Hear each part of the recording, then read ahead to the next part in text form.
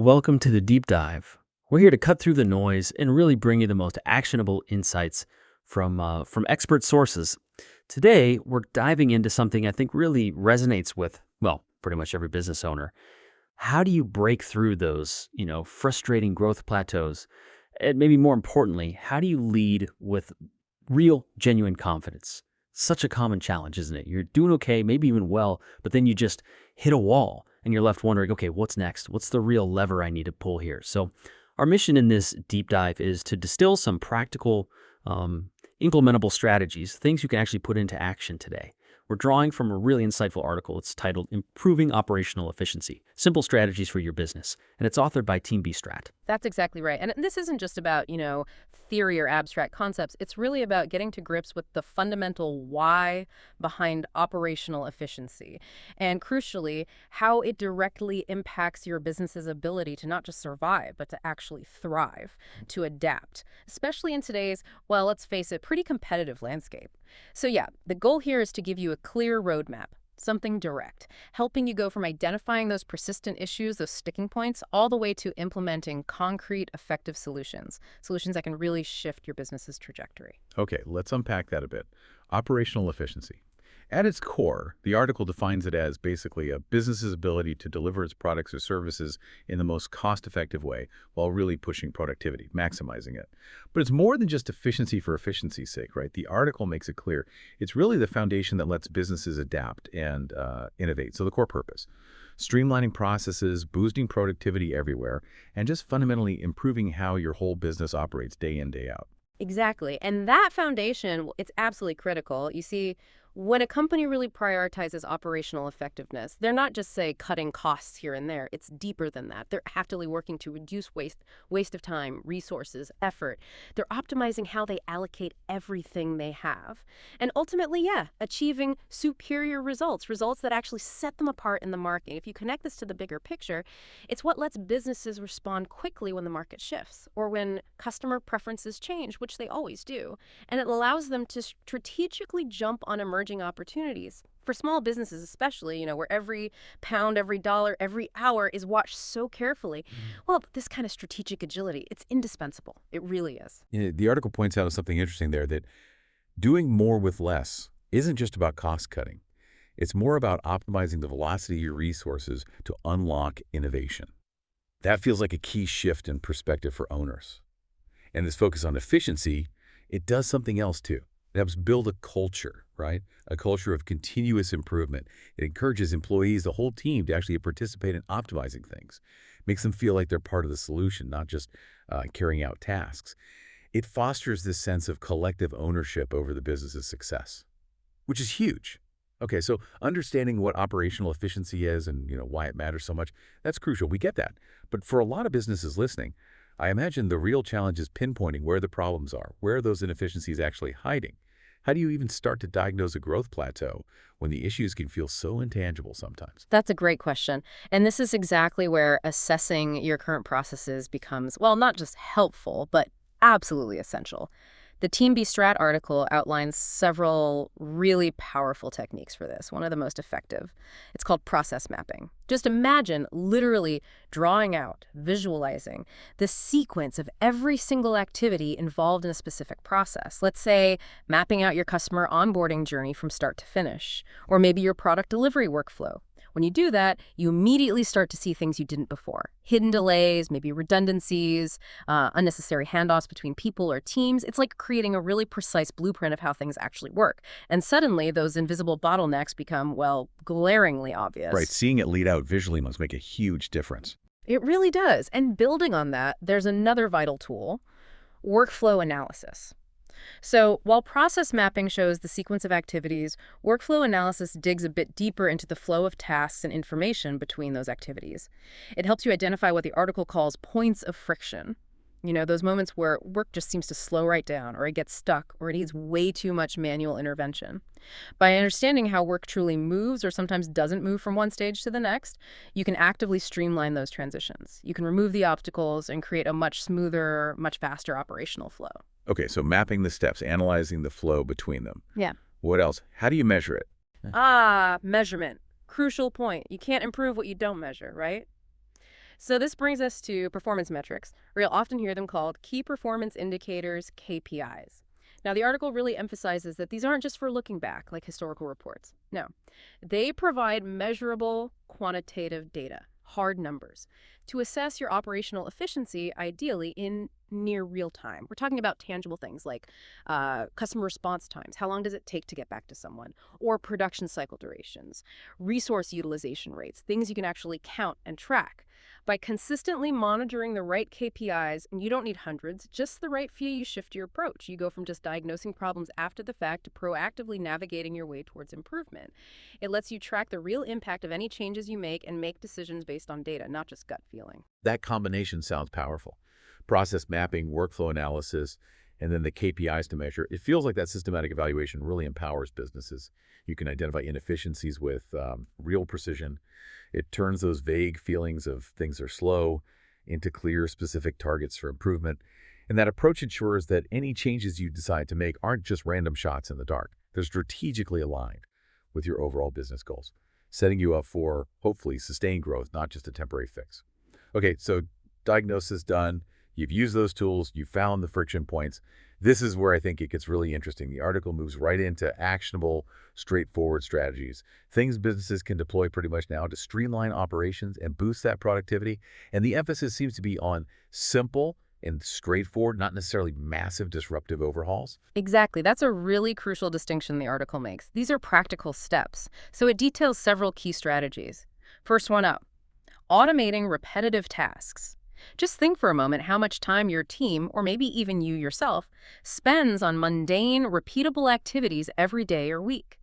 By using readily available software tools, and there are tons out there for things like invoicing, payroll processing, even just routine data entry, you drastically cut down on that manual effort. You minimize errors, which is huge. And critically, you free up your people. Your employees can then focus on more impactful stuff, the value-generating work that really moves the needle. It's like injecting a direct shot of productivity right into your daily operations. That makes so much sense. Taking the robot out of the human, essentially. Precisely. Then, the next strategy the article highlights is streamlining communication channels.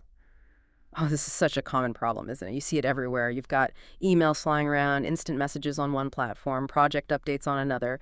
It's fragmented. And that fragmentation often leads to misunderstandings, duplicated effort, and frankly, significant delays. Things get lost. So the advice here is clear. Consolidate. Try to choose one primary, easy-to-use platform that everyone agrees on, something that actually fosters better collaboration, allows information to flow seamlessly, and enables quicker, more transparent responses when issues pop up. Yeah, having one source of truth for communication must simplify things massively.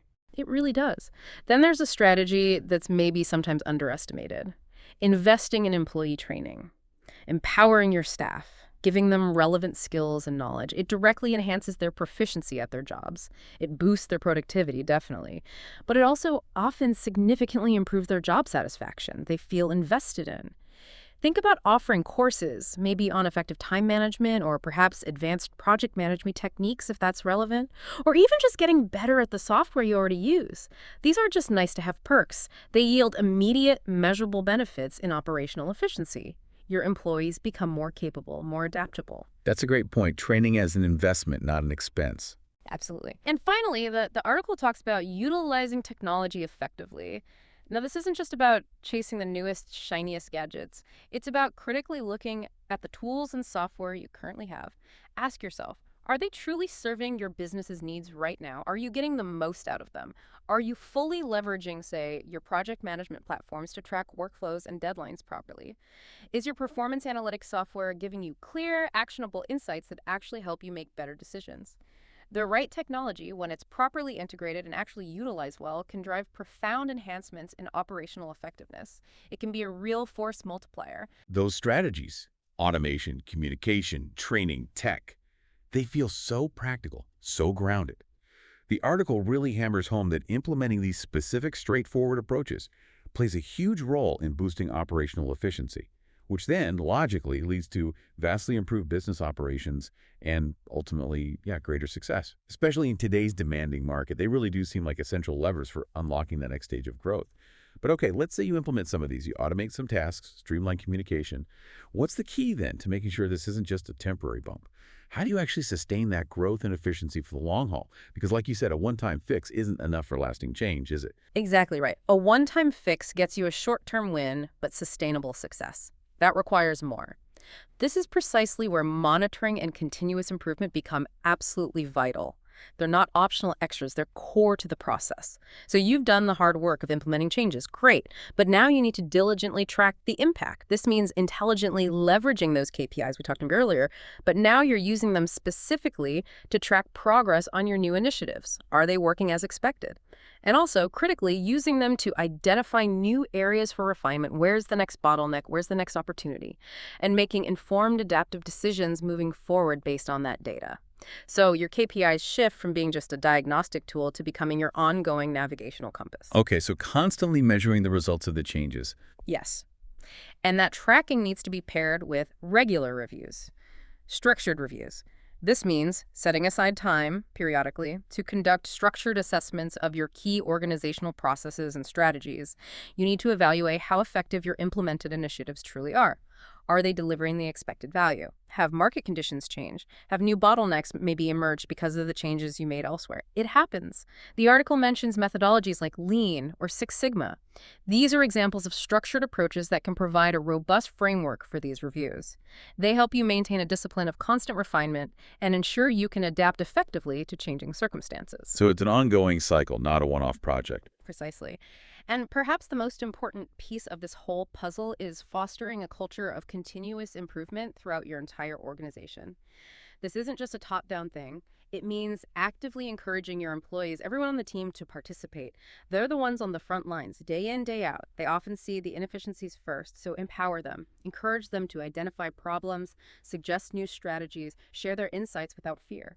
This cultivates a really powerful sense of ownership and motivation across the whole team. And leadership plays a critical role here. Leaders need to visibly support or promote an environment where feedback isn't just welcomed, it's actively sought out and celebrated as a driver of progress. It's about transforming efficiency from being just a task or a project into a deeply embedded shared value across the company. That really feels like the heart of it, doesn't it? Building that culture where everyone is looking for ways to improve all the time. The article makes it so clear that an unwavering commitment to these practices, monitoring, reviewing, fostering that culture, it's essential, not just for driving long-term success, but really for fueling ongoing innovation and keeping your business agile and competitive in the years ahead. So just to recap quickly, we've covered a fair bit of ground in this deep dive. We started by defining operational efficiency, really understanding its significance, its why. Then we looked at how you can systematically analyze your current processes to find those hidden sticking points using things like process mapping and KPIs. And then we dove into those concrete, actionable strategies you can use, automating tasks, streamlining communication, investing in your people through training, and leveraging technology effectively. And finally, maybe most importantly, the absolute necessity of ongoing monitoring and committing to that culture of continuous improvement. These really feel like the steps, the levers you can implement starting today to break through those growth plateaus and lead your business with renewed confidence. Absolutely. And maybe one final thought to leave you with as you reflect on all this. Consider this. How even seemingly small, consistent improvements in operational efficiency, maybe just 1% better here, 2% faster there, when you integrate those improvements across your entire business, they start to compound over time. They can create this incredibly powerful, almost unstoppable trajectory of growth and confidence. It's the power of marginal gains, but applied systematically. But, sometimes achieving that level of structured implementation, that kind of sustained momentum, it really does benefit from an objective eye, getting an experienced perspective from outside, maybe some deeper guidance to help you navigate it all. That's a very good point. Sometimes you're too close to it yourself to see clearly. The Team B-Strat article does hint at the value external support can bring on this journey. Because, let's face it, having an expert guide sometimes, someone to help you really pinpoint those critical inefficiencies and craft strategies tailored specifically for your business, well, that can make a massive difference. It can help accelerate things.